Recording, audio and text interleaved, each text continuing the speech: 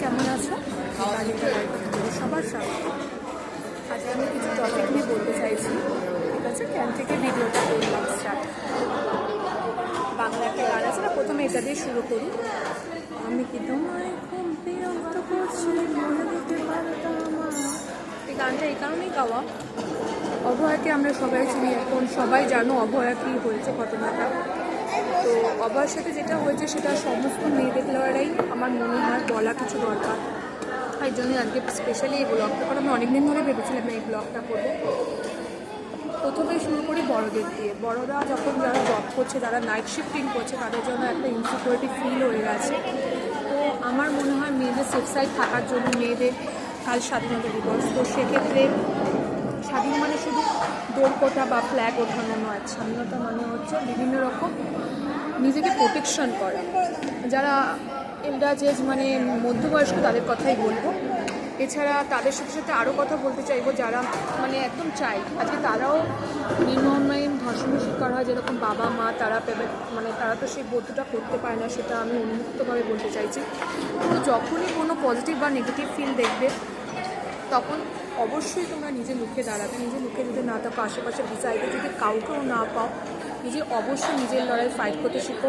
এবং যেই লড়াইটা সবার করা উচিত, আমার মন বলে যে সবার লড়া উচিত। কারণ যেই অভয়ার জন্য আজকে একটা ডাক্তার মানে কী হয়, সবার প্রাণ বাঁচে। আজকে ডাক্তারটা যদি আজকে অমীমাংসীভাবে যে ক্লাসটা করেছিল, সেই কাজটা যদি না করতো, অভয় আজকে কেউ হতে চাইছে না। কেন বন্ধুরা? এই কারণেই হতে চাইছে না, অভয়ের সঙ্গে ও নিজে ডাক্তারি করতে গেছিলো, আজকে নিজেই বলির শিকার হয়েছে। সেটা থেকে খারাপের থেকে বড় কথা হচ্ছে একটা মেয়ে যে নর্মাল বসেছিল, আজকে আমিও জন্ম, আজকে আমারও সেই সিকিউরিটি গার্ডটা নেই। হয়তো আমি রাত্রি আটটার সময় হয়তো বাস ধরে ফিরছি, আমার সাথেও সেটা ঘটনা করতে পারে, তোমাদের সাথেও হতে পারে।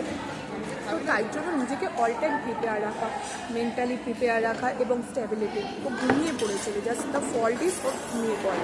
তো তোমরা যে কখনো ঘুমাবেই না, থেকেও ঘুমাবে না, ঠিক আছে? তাই জন্য নিজেকে প্রোটেকশন করার সাথে সাথে নিজেকে যেমন সেফ সাইডের জন্য কী হয়, মানুষ অনেকে আছে গান শেখে বা অনেকে অনেক রকম কিছু শেখে। তোমাদের প্রোটেকশন, তোমরা নিজের আত্মরক্ষার জন্য সুরক্ষিত যেগুলো জিনিস শেখানো উচিত সেগুলো অবশ্যই শিখবে। আর তার সাথে সাথে জীবনে একটা জিনিস বলবো যে নেতা বলো নেত্রী বলো, আমরা যখনই অ্যাডাল্ট হয়ে যাই তখন তাদেরকে জেতানোর জন্য তখন গদি দিই। আজকে মমতা বন্দ্যোপাধ্যায়ের সম্বন্ধে আমি বলবো যে তারা যে গদিটা পেয়েছেন, তারা সেই গদিটার কথাও বলছেন, সমস্ত কিছু বলছেন, কিন্তু তারা সেই মেয়েটার দিকে কেন এগিয়ে আসেনি? আজকে একটা মেয়েকে চেঞ্জ করা ওয়াশরুমও পর্যন্ত থাকে না অনেক জায়গায়। তাদের কী করতে হয়, গ্রামের মানুষকে তাদের সেখানে যেতে হয়। তো সেই কারণের জন্য আমি এই কথাটাও বলবো, ঠিক আছে? সেই কারণে সেই জিনিসগুলোর জন্য সমস্ত মেয়েদের জন্য এটাই উদ্দেশ্য, আমরা পড়াশোনা থেকে বেরিয়ে আসতে পারি। এবং সমস্ত মেয়ে হতে চাই না আমি অভয়া, হতে চাই আমি তোমাদের মতো লড়াকু একজন নারী। নারী মানে জন্ম নয় তো আমার অপরাধ। আমি দুর্গাও হতে পারি, আমি হতে পারি কালী। আমার সাথে এমন আছে শক্তি যে লড়তে জানি সব কিছু, সমস্ত পৃথিবীটাই জয় করতে জানি, রাস্তাটা জানি আমি। তোমরা যতই আঘাত করো সইব না আমি তোমাদের ব্যাপারে। তোমরা যতই এগিয়ে এসো, তোমাদের ছিঁড়ে কেটে দেবে মা কালী রূপে এই লক্ষ্মী নারায়ণের মতো জল করবে। আমি সমস্ত মেয়েদের জন্য বলবো, তোমরা সমস্তটাই যখন বুঝতে পারছো, তোমরা এগিয়ে এসো, তোমরা এই মেয়ের জন্য লড়ো। তোমরা নিজেদের পরিবারেকেও দেখো, সেটা নিজেকেও প্রোটেক্ট করা বিশেষ পরিমাণে। আর যারা নাইট শিফটিং করছে সমস্ত দিক দিয়ে দেখতে আগে প্রোটেকশন হয় কি না। আর অভয়ের জন্য আর মা বাবাকে অনেকটা স্নেহ, অনেকটা সেবা আমার সাথেও হয়েছে। আমার কেউ ডাক্তার বানিয়ে বলবো না যে খারাপ, কিন্তু আমার সাথে আমার মন দিয়ে খারাপের ব্যবহারিত হয়েছে। এটা চরিত্র নিয়ে হয়েছে, আমার সাথে মন নিয়ে খেলা হয়েছে। আমার সাথে ডিপ্রেশনে মন নিয়ে ডক্টর করেছেন একজন ডাক্তার, যে আমার হার্ট করেছেন, আমার অনেক কিছুই হার্ট করেছেন অনেক সময়। তো সেটাও বলবো, কিন্তু আমি লড়া হারিনি। আমি একটাই কথা মনে রাখি যে জীবনে লড়ে বাঁচতে হবে, বাঁচতে গেলে লড়তে হবে। এরকম অভয় লড়ছে, আমাদেরও লড়তে হবে। কারণ একত্রিত হয়ে যদি আমরা লড়ি, তবে অভয়ের মধ্যে যে কাণ্ডটা ঘটেছে সেরকম কাণ্ড আমাদের সাথে আর ঘটবে না। তো আমার বলার একটাই লক্ষ্য, যারা মনে করো যে অভয়কে বাঁচানোর মতো লড়াকু আমাদের পরিবারেরও স্বেচ্ছায় থাকা দরকার, আমাদেরও লড়। তোমরা সবাই একত্রিত করছো না কেন? তোমরা চাইছো না? যে এই মেয়েটার সাথে নির্মমভাবে যেটা হয়েছে, তারা সবাই একত্রিত হয়ে, আমরা সবাই যদি একত্রিত হয়ে যাই, তাহলে যারা ধামা চাপা দিয়েছে, যারাই কিছুটা কিছু বলছে না, তারাও উত্তর দিতে পারে, তাই না? সেটাকে তোমরা পারো।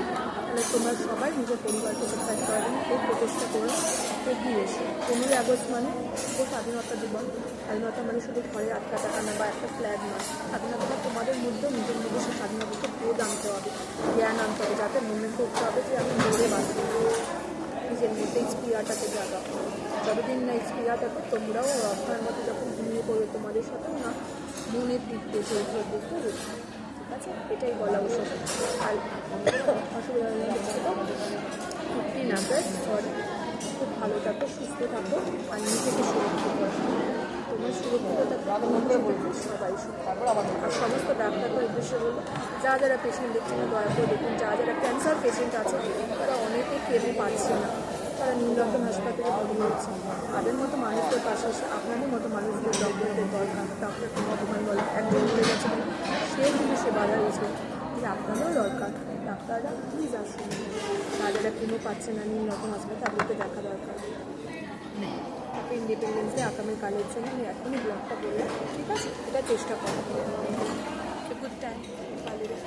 আর অভয়ার জন্য তো একটাই কথা, তার পাশে দাঁড়ানো সবার দরকার আছে। এই ব্লগটা সবার দেখার দরকার আছে, আর সবাইকে শেয়ার করো তোমাদের পরিবার, যাতে পরিবারের যে সেফ সাইডের জন্য ব্যবস্থা করা। ছোটো ছেলেতে যারা মনে হবে খারাপ বিহেভিয়ার করছে, তোমরাও হাত সেরকমভাবে তৈরি থাকো, মা বাবাকে দিয়ে বলে সেটা লুকিয়ে রাখবে। ছোটোদের ভালোবাসা আর সুস্থ